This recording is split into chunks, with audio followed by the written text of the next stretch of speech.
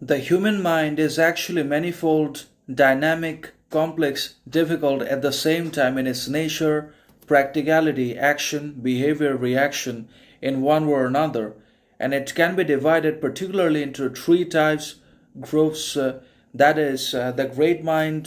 the average mind, and the low, small, or little mind in the world that can be present within both men and women in one way or another, particularly those who lack responsibility and those who just don't have any consciousness, authenticity, self knowledge, self faith, self control, discipline, and understanding in themselves because they are devoid of self reflection, because they don't criticize themselves, because they are absolutely unwilling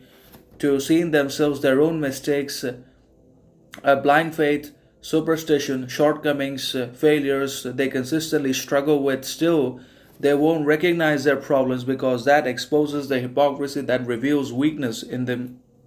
in one way or another. So when it comes to the mind, then it's neither easy nor simple nor straightforward of a condition, virtue, quality, or practicality for anyone or anything in the world to be able to successfully understand, comprehend, grasp it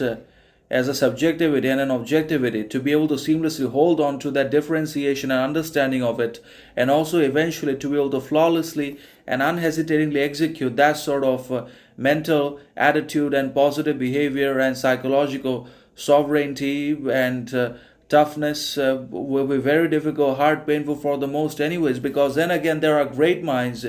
in the world that always discuss, talk about, disseminate their knowledge, wisdom, authenticity, critical thinking that they possess, that they have developed and acquired with their own hard work and practice. And then there are the average minds that discuss events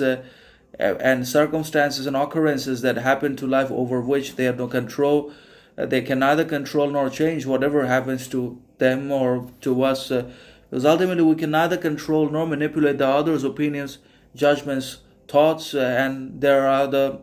small little minds in the world that are always discussing the other's problems, shortcomings, weaknesses, or each other's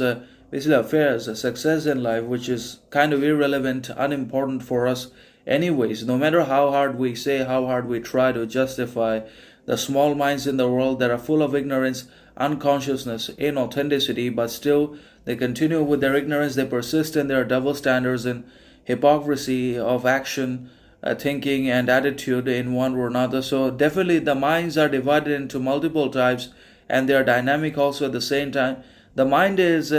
psychological and subjective. It's not an objective phenomena, but still, it influences actions, helps us in critical thinking